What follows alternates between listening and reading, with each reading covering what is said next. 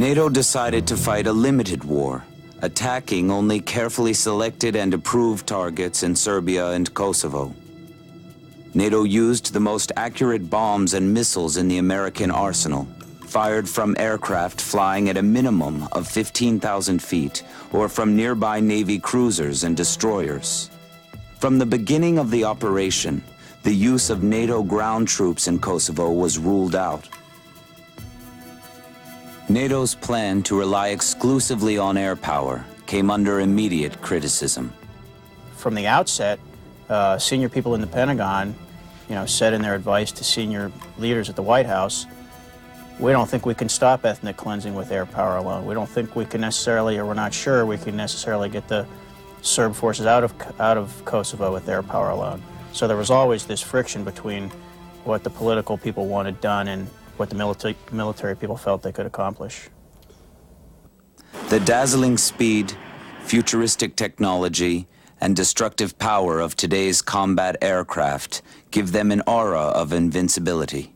But there is a widespread tendency to overestimate their effectiveness in combat. The movies were such a powerful influence. Everyone saw these marvelous photographs of aircraft sweeping in, shooting up the bad guys, and then going off while the music was playing. And so there was a myth of aircraft that had caught the American imagination. And those of us who were soldiers believed in this as well. And we believed in this until we had to learn differently. Carl Bernard is a retired Army colonel and a veteran of the Korean and Vietnam Wars. Colonel Bernard claims to have been attacked from the air more times than any living American soldier. More often than not, these attacks were from American aircraft. The first thing we Americans learned about American aircraft, while they might be lost and shooting at you, they didn't hit you.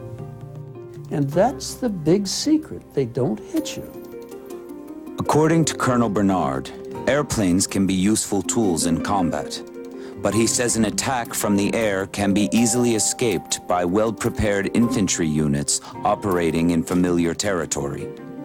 The futility of aircraft trying to attack a ground element is well enough known. And every military school teaches you how to protect yourself.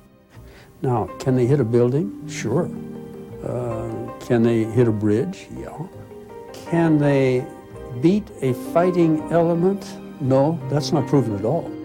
I think part of the problem with the early phases of the NATO campaign was a lack of a clear military objective achievable by air power. Charles Link is a retired Air Force Major General who today serves as president of the Air Force Memorial Foundation. A strong advocate of air power, even General Link doubted NATO's ability to stop ethnic cleansing with bombs and missiles.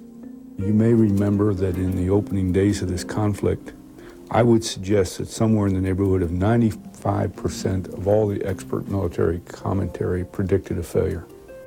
NATO's ruling out the use of ground forces in Kosovo and President Clinton's decision to reveal that information to the public fueled the dismay and pessimism of military leaders. The problem was to announce that we weren't going to use ground forces. Just about every military or tactical expert you'll talk to will say that's foolish. To begin a war by saying we're only going to commit so much to it, it just makes no sense. I think that was an extraordinarily foolish thing to do. I mean, it was the equivalent of saying, Milosevic, we're going to attack you militarily, but we want to assure you that our commitment is rather tentative. Although he knew he was playing a much superior player, those bungled first moves put him in the frame of mind that he might be able to hold out for at least a draw and maybe a win. President Milosevic almost certainly would have questioned whether ethnic cleansing in Kosovo could possibly be worth the immense damage Serbia would suffer in an all-out war with NATO.